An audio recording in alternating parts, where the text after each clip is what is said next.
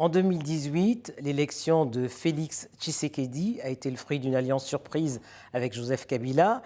15 mois plus tard, le président de la RDC a-t-il su imprimer sa marque? La RDC a-t-elle retrouvé sa place sur la scène continentale et internationale? Quid de la sécurité à l'est du pays et des relations avec les pays voisins? Monique Moukana-Moutombo, bonjour. Bonjour madame. En 2016, vous étiez parmi les premiers candidats déclarés à la présidentielle de 2018. Unique femme en lice, vous vous désistez à la veille du scrutin. À la tête de la coalition RDC Nouveaux Horizons, vous nourrissiez pourtant de grands projets pour la République démocratique du Congo. 15 mois après l'arrivée de Félix Tshisekedi au pouvoir, quel regard vous portez sur ce nouveau régime? Merci d'abord de nous avoir sur votre plateau. Pour les femmes africaines, nous profitons toujours de tous ces instants parce que ce n'est pas facile pour les femmes africaines de se mettre à la lumière, de trouver cette opportunité qu'on vous m'en donné, de pouvoir s'exprimer, de pouvoir représenter un pays, de pouvoir représenter une vision. Alors, ce qui est en train de se passer au pays confirme notre décision que nous avions prise en son temps, en 2018, de ne pas se présenter, de ne pas faire partie de ce scénario, pour moi, qui est presque un hold-up de la volonté du peuple congolais. Nous ne parlons pas de hold-up parce que les élections ont choisi un vainqueur ou un vaincu. Apparemment, l'élection n'avait pas pour but de choisir un vainqueur ou un vaincu. Ça a permis juste de placer à la présidence quelqu'un qui a pu négocier une place. Et voilà, c'est tout ce que nous gardons de ça, c'est que ça nous renforce dans le fait que nous avons pris la bonne décision en son temps de ne pas faire partie de ce scénario. Et quel regard vous portez sur le bilan un an après? Il n'y a même pas... faire un bilan, ça serait presque accepter qu'il y a des choses qui sont en train de se faire. C'est vrai, les gens parleraient de cette offensive diplomatique que nous voyons avec M. Tshisekedi. Les gens parleraient d'un parlement qui existe, des institutions qui essaient tant bien que mal d'exister. Mais en même temps, d'un autre côté, on voit bien que les gens sont en train de bouger, mais ils n'avancent pas. Ils sont en train de faire beaucoup de mouvements pour montrer au reste de la Terre, parce que tout se fait apparemment pour montrer au reste de la Terre qu'il y a des choses qui sont en train de se passer en RDC. Mais la population congolaise n'a pas su sentir ce changement parce qu'on a gardé la même moule depuis Mobutu, le même système, le même modèle économique, le même modèle social, le même modèle culturel qui est basé sur un ego avec des éléments qui tournent autour et la population est laissée pour compte comme d'habitude. Donc, une année après, c'était prévisible. Donc, nous voyons des gens faire le surpied, qui essaient de se convaincre que les choses vont dans le bon sens. Or, il n'y a ni bon sens, il n'y a pas de changement. Voilà. Alors, une des priorités de Félix Tshisekedi, lorsqu'il arrive au pouvoir, c'était de ramener la paix à l'est de la RDC, depuis la guerre de 97. Est-ce qu'il s'en est donné les moyens? Encore une fois, nous sommes en train de bouger, mais nous ne donnons pas les moyens politiques, justement, d'arriver aux résultats escomptés. Pourquoi? Parce que l'Est de la RDC a un problème plus profond qu'on n'aborde pas avec beaucoup de pragmatisme. C'est un problème, c'est une guerre économique qui est imposée à notre pays. Et tant que nous allons partir avec des outils purement politiques... Mais une guerre économique imposée par qui? Elle est imposée par l'interne et l'externe. Nous n'allons pas nous cacher, il y a beaucoup on parle de partout des rapports des Nations Unies qui mettent en cause nos voisins. Il y a des Congolais, sur le pillage de la RDC. Voilà, sur le pillage de la RDC. Il y a des multinationales, il y a des Congolais eux-mêmes, on les croise partout dans les pays frontaliers, on les voit en train de faire du business. Cette situation profite à beaucoup d'acteurs, mais c'est la façon d'y aller qui pourra vraiment trouver une solution pour la population qui n'a plus de 12 millions de morts. Il faut à un certain moment que cela s'arrête. Alors, à propos de sécurité, toujours, est-ce que vous êtes comme la majorité des Congolais qui critiquent le bilan de la MONUSCO en RDC, 20 ans plus tard? Le bilan de la MONUSCO est quand même assez mitigé, donc on ne voit pas pourquoi il y aurait une MONUSCO et on continue à perdre nos frères et sœurs. Alors il faut justifier leur présence autrement que pour aider notre pays à trouver la paix. Si c'est pour autre chose, je pense peut-être qu'il pourrait rester encore, mais si c'est pour la paix, là, alors le résultat est complètement négatif. Alors, du temps de Joseph Kabila, les relations avec le Rwanda, n'ont pas toujours été apaisées. Certains Congolais ont critiqué le rapprochement entre Félix Tshisekedi et Paul Kagame. Vous qui avez écrit un essai sur l'intégration régionale, vous devez vous réjouir de ce rapprochement. Au contraire, je vais parler un peu à nos frères congolais parce que j'ai eu l'occasion de travailler dans la région, en Afrique de l'Est et en Afrique centrale. Et ce qui ressortait de la période de M. Joseph Kabila, c'était qu'il avait le courage quand même, malgré la pression qu'il avait. Les gens ne le savent pas, j'étais en Tanzanie, mais il avait le courage de dire à certains moments non. Il n'était pas obligé de dire oui à tout pourvu qu'il puisse être reconnu comme président de la République.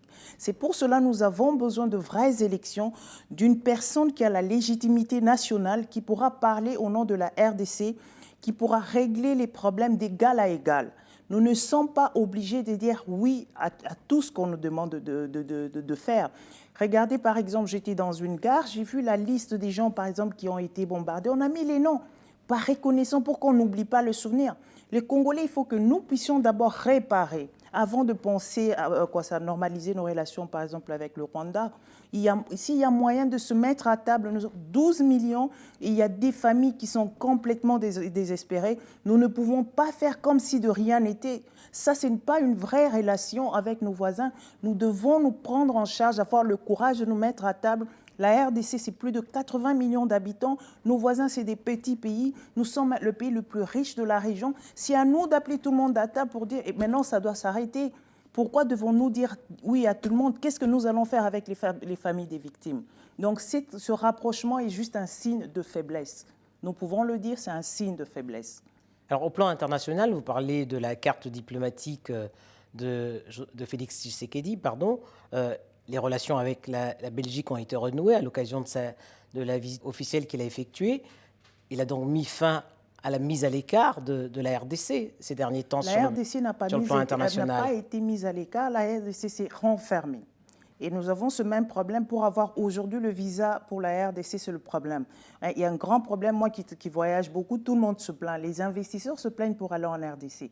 Le rapprochement ne peut pas se faire seulement au niveau des voyages, parce que finalement, quand vous dépensez l'argent du trésor public pour aller faire tous ces rapprochements, nous voulons avoir des retombées. Ce n'est pas seulement le fait d'aller rencontrer des gens, parce que nous sommes un pays pauvre, qu'on se le dise. Nous n'avons pas les moyens de supporter beaucoup de voyages. D'où vont venir le fonds? Donc, pour moi, le rapprochement doit se faire avec des signes bien clairs, un assouplissement de climat, des affaires en RDC. C'est ça le vrai rapprochement qui va faire que les investisseurs puissent venir d'eux-mêmes. Il y a tellement de cas de corruption. Quel est l'investisseur qui va venir avec un pays qui est sur la liste de corruption en tête? Personne. Donc le vrai rapprochement pour moi qui doit se faire sur le plan surtout économique, parce que la RDC est suffisamment riche pour accueillir les investisseurs chinois, américains et européens. Mais pour cela, c'est à nous d'abord de faire à l'interne, d'assainir notre climat des affaires. Alors, en 2018, vous reprochiez aux opposants congolais leur manque de crédibilité, car tous, à vos yeux, avaient travaillé avec Joseph Kabila, donc ils étaient comptables de son bilan.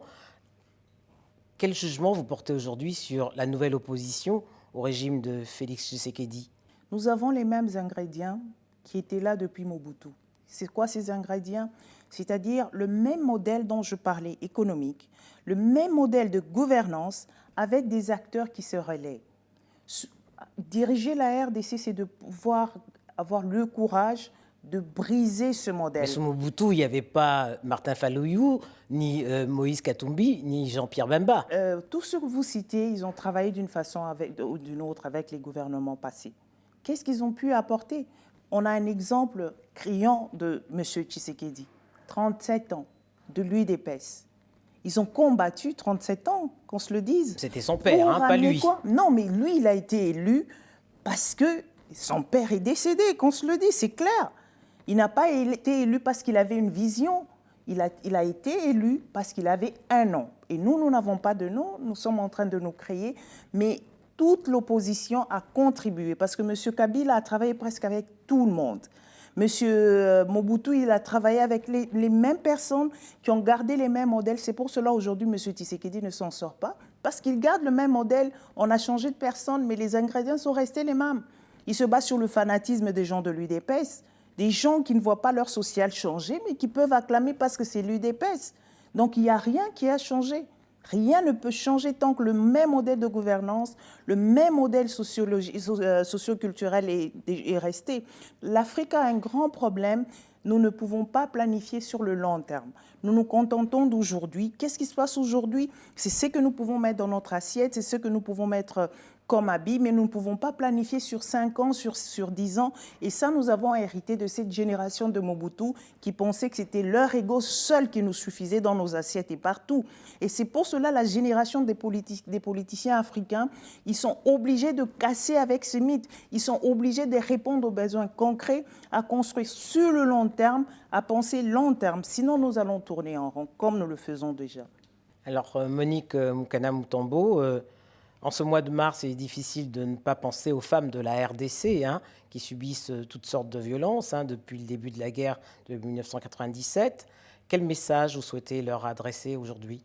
Je voudrais juste dire à la femme africaine en général, et les femmes de l'Est en particulier, que nous, dans l'économie informelle, nous participons à l'économie de l'Afrique à plus de 50%. Donc c'est très connaissant. 80% même, voilà, les chiffres. 80%. Ça, celui qui a l'économique a la gestion politique. Donc les femmes doivent être courageuses. J'ai rencontré beaucoup de femmes qui ne réalisaient même pas ce qu'elles valaient. L'Afrique a besoin de nous. C'est à nous de nous tenir. Nous disons non au viol. Pourquoi est-ce que ce sont les hommes qui doivent dire non au viol? C'est nous qu'on viole, ce sont nos sœurs, ce sont nos mères. C'est à nous de nous organiser à notre niveau, de dire ça doit s'arrêter. C'est là, la femme, comme on dit en Afrique, c'est elle qui est le pilier d'un foyer. C'est à nous d'éduquer nos jeunes gens depuis la maison pour leur dire, de demander de respecter leurs sœurs, de respecter leur mère. C'est déjà un premier pas parce que nous vivons les conséquences du fait que la femme ne parvient pas à donner aux jeunes garçons le respect qui est dû à nous, les femmes, qui représentons quand même une grande partie de l'Afrique. Merci. Merci à vous, madame.